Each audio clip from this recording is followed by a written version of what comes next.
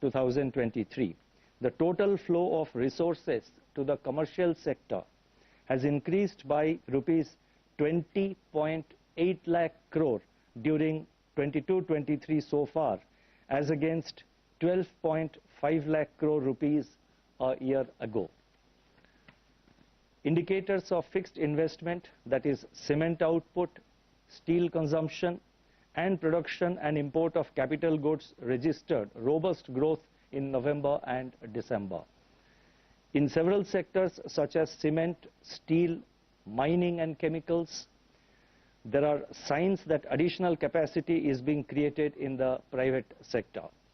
According to the RBI survey, seasonally adjusted capacity utilization increased to 74.5% in Q2 22-23. The drag from the net external demand, on the other hand, continued as merchandise exports contracted in Q3 22-23. On the supply side, agricultural activity remains strong with good rabi sowing, higher reservoir levels, good soil moisture, favorable winter temperature, and comfortable availability of fertilizers. PMI manufacturing and PMI services remained in expansion at 55.4 and 57.2 respectively in January 23. Turning to the outlook, the expected higher rabi output has improved the prospects of agriculture and rural demand. The sustained rebound in contact-intensive sectors should support urban consumption. Broad-based credit growth, improved capacity utilization, government's thrust on capital expenditure and infrastructure in the Union Budget recently presented should bolster investment activity. Let me repeat: broad-based credit growth, improving capacity utilization, government's thrust on capital spending and infrastructure should bolster investment activity.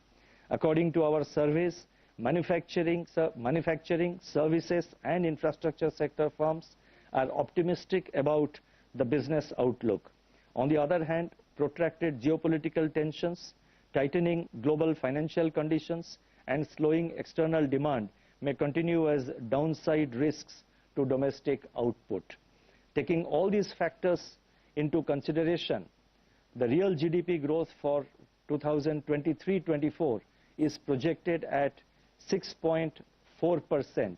I repeat, the real GDP growth for 2023-24, that's for the next financial year, is projected at 6.4%, with Q1 at 7.8%, Q2 at 6.2%, Q3 at 6%, and Q4 at 5.8%.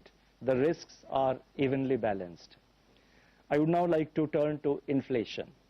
Headline CPI inflation moderated by 105 basis points during November-December 2022 from its level of 6.8% in October 22. So October 22 it was 6.8%, and by end December, I mean going by the December data, there was a moderation of 105 basis points, and that was quite a significant moderation.